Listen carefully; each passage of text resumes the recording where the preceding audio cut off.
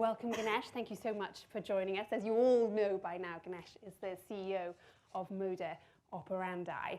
We had a little overview there of Moda Operandi, but Moda Operandi operates in a very different way to perhaps some of its competitors when you look at luxury online platforms, the likes of Net-a-Porter, Matches Fashion, Farfetch. You have this trunk show model, Ganesh. Let's jump straight in there. Tell us how that works and why it makes Moda different. I always use the analogy of music because if you are an artist and musician and you made an album of 12 songs, you don't want a record industry executive telling you only 3 of those songs sound good enough to release and the other 9 should just go into some shelf, right? And so you love all your songs.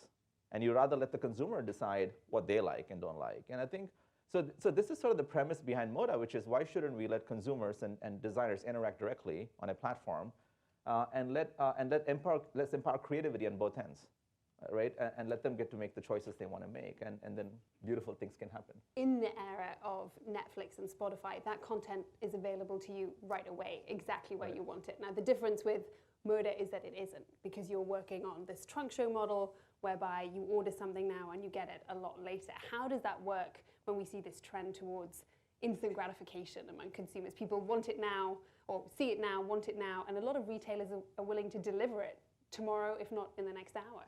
Yeah. So there are 3 parts to consumption, right? Discovery, transaction, and then fulfillment, right? Now in content, these can happen at the same time.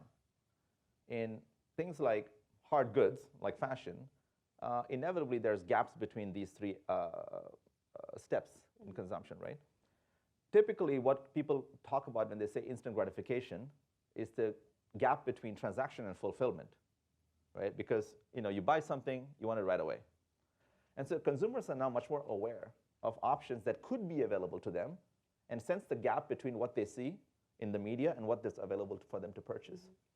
And so we call that fashion discovery, right? So discovery happens when they see the content on Instagram. And so what we're trying to, for us, instant gratification is tethering transaction to discovery versus you discovering over here and then waiting for 6 months, hoping that item made it to a store. And then trying to find it. And then maybe, okay, and then fine, I get it in 24 hours, but it's a much narrower set of options, right? And so what our customers are looking for is that instant gratification at the point of discovery.